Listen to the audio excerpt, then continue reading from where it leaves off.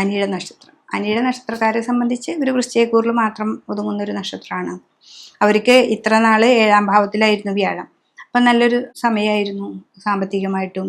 വീട്ടിൽ വിവാഹാദി കാര്യങ്ങളും മറ്റുള്ള പുതിയ പുതിയ വീട് പുതുക്കിപ്പണിയിൽ അങ്ങനെയുള്ള കാര്യങ്ങളൊക്കെ മുന്നോട്ട് നടന്നിരുന്നു. അപ്പോൾ അങ്ങനെയുള്ള കാര്യങ്ങളിലേക്ക് പോകുമ്പോൾ പിന്നെ 4ാം ഭാവത്തിൽ അവർക്ക് ശനിയുണ്ട്. ആ ശനി 4ൽ നിൽക്കുമ്പോൾ തന്നെയാണ് ഇത് ഇങ്ങനെയുള്ള കാര്യങ്ങൾ, വീട് പുതുക്കിപ്പണി അല്ലെങ്കിൽ വീടിനോടനുബന്ധിച്ച കാര്യങ്ങളൊക്കെ നടക്കുക. അപ്പം ഇത് 5ാം ഭാവത്തിലേക്കാണ് പോകുന്നത്. 5 നമ്മുടെ സന്താന ഭാവം കൂടിയാണ്, നമ്മുടെ മനസ്സും കൂടിയാണ്.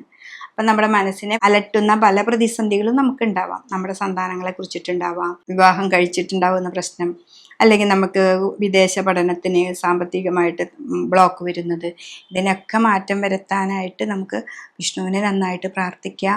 ശിവക്ഷേത്രത്തിൽ മുൻവിളക്ക് ധാര കൊടുക്കുക, രുദ്രാഭിഷേകം കൊടുക്കുക. പിന്നെ കർമ്മത്തിലുണ്ടാവുന്ന തടസ്സമാണ് ഇവർക്ക് ഏറ്റവും കൂടുതൽ ഉണ്ടാവുക. നമ്മളൊരു കർമ്മം ചെയ്തുകൊണ്ടിരിക്കുമ്പോൾ ഉണ്ടാവുന്ന ബ്ലോക്കുകൾ, അതൊക്കെ മാറിക്കിട്ടാനായിട്ട്, അത് ഉണ്ട് നമ്മുടെ കർമ്മത്തിൽ എന്തോ ഒരു ഇഷ്യൂസ് നടക്കുന്നുണ്ട് എന്ന് മനസ്സിലാക്കുമ്പോൾ നിങ്ങളുടെ തട്ടകത്ത് ഏറ്റവും അടുത്തുള്ള ദുർഗാദേവി ക്ഷേത്രത്തിൽ പോവുക, ദേവീനെ നന്നായിട്ട് ഭജിക്കുക.